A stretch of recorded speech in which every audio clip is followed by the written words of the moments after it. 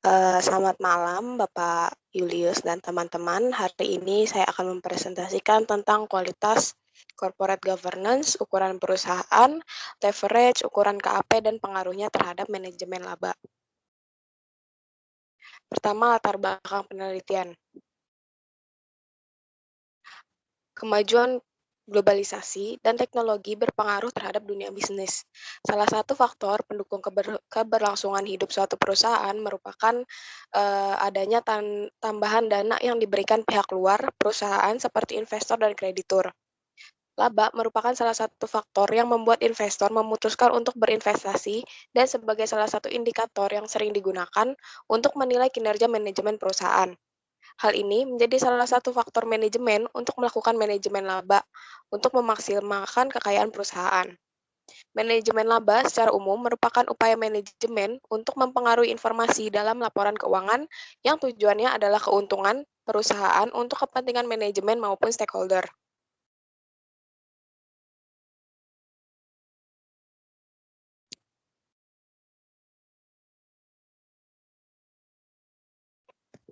Perbedaan penelitian antara penelitian terdahulu dan penelitian sekarang.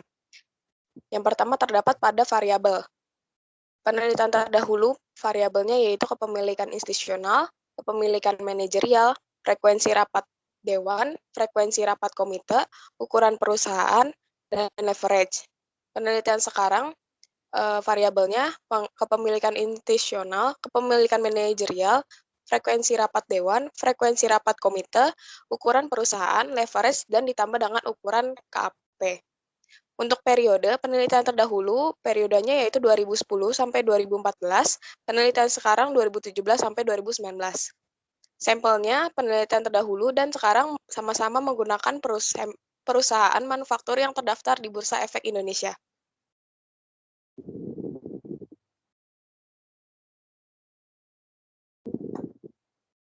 Selanjutnya ada masalah penelitian. Yang pertama adalah apakah kepemilikan institusional mempengaruhi manajemen laba. Yang kedua, apakah kepemilikan manajerial mempengaruhi manajemen laba. Yang ketiga, apakah frekuensi rapat dewan komisaris mempengaruhi manajemen laba. Yang keempat, apakah frekuensi rapat komite audit mempengaruhi manajemen laba. Lalu, apakah ukuran perusahaan mempengaruhi manajemen laba. Apakah leverage mempengaruhi manajemen laba. Dan yang terakhir, apakah ukuran KAP mempengaruhi manajemen laba.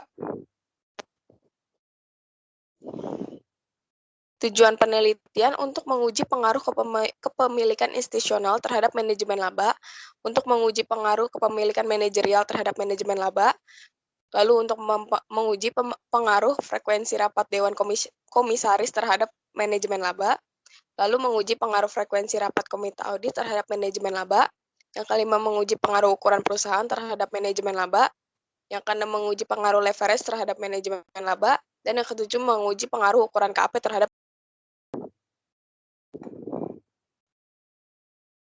Manfaat penelitian. Manfaat penelitian dibagi menjadi manfaat penelitian bagi perusahaan, bagi investor dan para calon investor, serta bagi penelitian selanjutnya.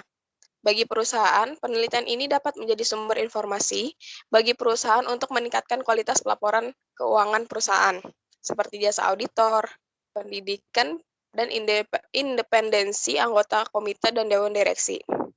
Bagi investor dan para calon investor, penelitian ini mampu membantu investor dalam memahami pengaruh kualitas corporate governance, ukuran perusahaan, leverage, dan ukuran KAP pada praktik manajemen laba, sehingga investor dan calon investor dapat mempertimbangkan faktor tersebut.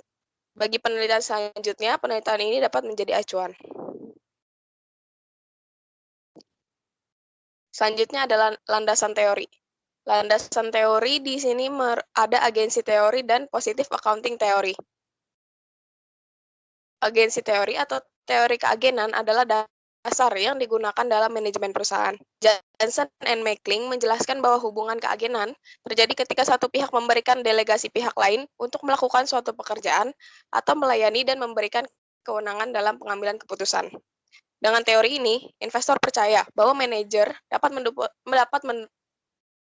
mendapatkan keuntungan sebagai timbal balik dari investasi yang telah diberikan dan tidak menyimpang dari keuntungan investasi.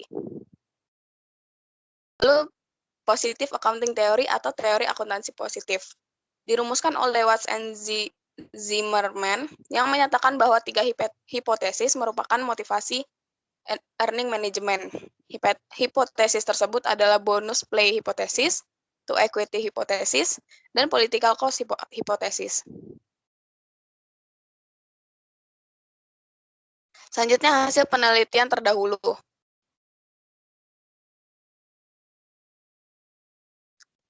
Menurut Saftiana et al. 2017, kepemilikan institusional berpengaruh positif terhadap manajemen laba. Menurut Udayana 2017, kepemilikan institusional berpengaruh negatif terhadap manajemen laba. Sementara, menurut Purnama 2017, kepemilikan institusional tidak berpengaruh terhadap manajemen laba. Kepemilikan manajerial menurut Saftiana et al. 2017 berpengaruh positif, sedangkan menurut Udayana 2017 berpengaruh negatif terhadap manajemen laba. Frekuensi rapat dewan berpengaruh negatif menurut Saftiana et al. 2017 terhadap manajemen laba. Dan sama seperti frekuensi rapat komite berpengaruh negatif terhadap manajemen laba. Lalu ukuran perusahaan menurut Saftiana et al. 2017 dan Udayana 2017 berpengaruh positif terhadap manajemen laba. Menurut Purnama 2017 dan Ahmad et al. 2016 berpengaruh negatif terhadap manajemen laba, dan menurut Astuti et al. Tidak berpengaruh terhadap manajemen laba. Leverage menurut Udayana 2017 berpengaruh positif terhadap manajemen laba, sementara Saftiana et al. 2017, Ahmad et al. 2016, Astuti et al. 2017 menyatakan berpengaruh negatif terhadap manajemen laba. Dan Purnama 2017 dan Puspitasari dan Nugrahanti 2016 menyatakan tidak berpengaruh terhadap manajemen laba. Selanjutnya ukuran KAP menurut Puspitasari dan Nugrahanti 2016 berpengaruh positif terhadap manajemen laba, sedangkan menurut Ahmad et al. 2016 berpengaruh negatif terhadap manajemen laba. Selanjutnya ada bentuk model penelitian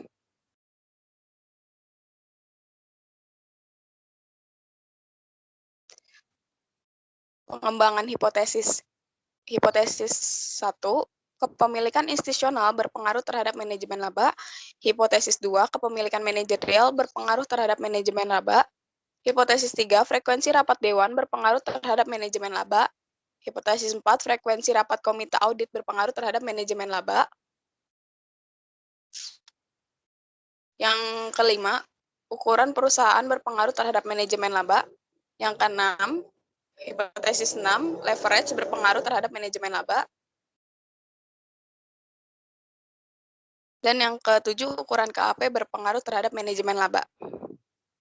Selanjutnya ada jenis penelitian yang menggunakan penelitian kausalitas.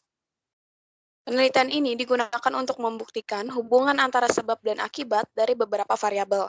Penelitian kausal biasanya menggunakan metode eksperimen, yaitu dengan mengendalikan independen variabel yang akan mempengaruhi dependen variabel pada situasi yang telah direncanakan.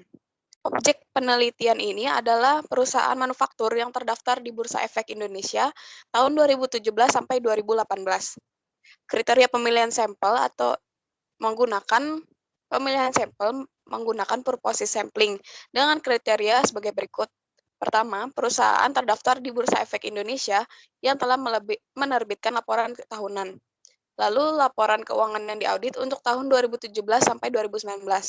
Laba perusahaan yang besar selama periode 2017 sampai 2019. Perusahaan yang memiliki data indikator yang lengkap sesuai dengan variabel yang diteliti.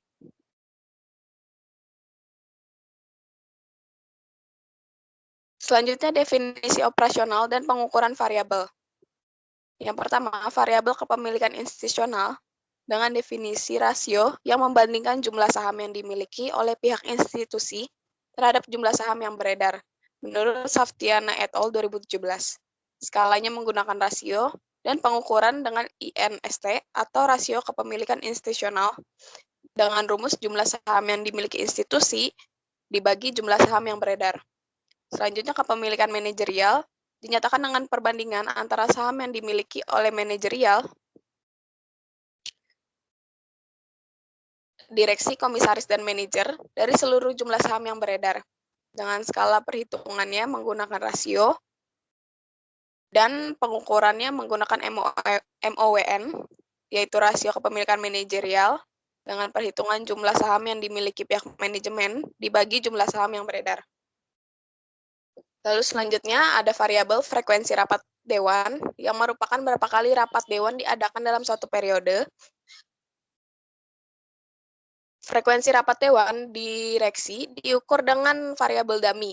Nilai 1 jika rapat dewan dilakukan lebih besar dari rata-rata sampel, dan nilai 0 jika lebih kecil dari rata-rata sampel. Selanjutnya, frekuensi rapat komite audit merupakan berapa kali rapat komite audit diadakan dalam satu periode. Frekuensi rapat komite audit diukur dengan variabel dummy jika nilai 1 jika rapat komite audit dilakukan lebih dari rata-rata sampel, dan nilai 0 jika lebih kecil dari rata-rata sampel. Selanjutnya, ukuran perusahaan merupakan ukuran besar kecilnya perusahaan yang dinilai dari total aset menurut Softiana et al. 2017. Rumusnya, itu size sama dengan LN total aset. Selanjutnya ada leverage, yang merupakan rasio yang mengukur jumlah total aset yang dibiayai oleh kreditor. Rasio leverage dapat dihitung dengan beberapa cara, dan dalam penelitian ini menggunakan rasio hutang untuk menunjukkan kemampuan perusahaan dalam memenuhi kewajiban jangka panjang. Rumusnya, leverage sama dengan total liabilities dibagi total aset. Dan yang terakhir adalah variabel ukuran KAP. Penelitian ini menggunakan auditor Big Four untuk mewakili kualitas audit yang lebih tinggi dan auditor non-Big Four untuk kualitas audit yang lebih rendah. Penelitian ini menggunakan variabel dummy dengan menetapkan ukuran auditor Big Four dengan nilai 1 dan non-Big Four dengan nilai 0. Teknik pengumpulan data dalam penelitian ini, data yang digunakan merupakan data sekunder, laporan keuangan perusahaan yang terdaftar dan sudah dipublikasikan di Bursa Efek Indonesia tahun 2017 sampai 2019. Pengumpulan data pada penelitian ini dilakukan dengan prosedur pengamatan literatur, penelitian terdahulu, dan jurnal yang berhubungan dengan topik penelitian. Lalu mengumpulkan dan mempelajari data yang berasal dari sumber data yang didapat dari Bursa Efek Indonesia.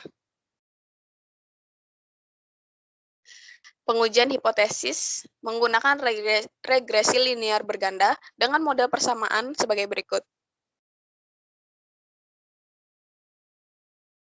Dengan DAC merupakan discretionary accrual in year pada tahun yang bersangkutan.